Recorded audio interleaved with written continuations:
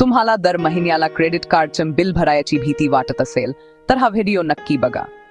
एक जरी पेमेंट चुकलं तर त्याचे परिणाम खूप मोठे होऊ शकतात. 3 सोपे उपाय जाणून घेण्यासाठी सोबत रहा. पहिला उपाय, शुल्क आणि व्याज. देय तारखेनंतर बक उशिरा भरल्याबद्दल दंड आकारते. हे काही शेकडो रुपयांपासून ते काही हजार रुपयांपर्यंत असू शकते. व्याज ही वाढायला लागतं, जे वर्षाला 4% पर्यंत असतं आणि ते खूप लवकर वाढत जा. दुसरा उपाय, तुमचा क्रेडिट स्कोअर.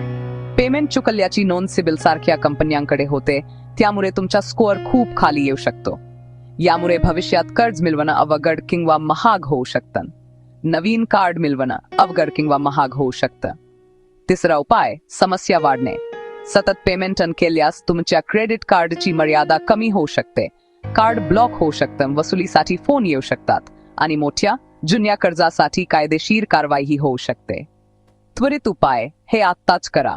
दंड टाळण्यासाठी आणि तुमचा स्कोअर वाचवण्यासाठी किमान देय रक्कम भरा. तुमच्या बकेला फोन करा. EMI पुनर्रचना तात्पुरती मदत मागा. भविष्यासाठी ऑटोपे सेट करा. आजच काहीतरी भरा. तुमच्या बकेला फोन करा आणि निश्चिंत व्हा. आता केलेली छोटी पावले नंतरच्या मोठ्या अडचणी टाळतात.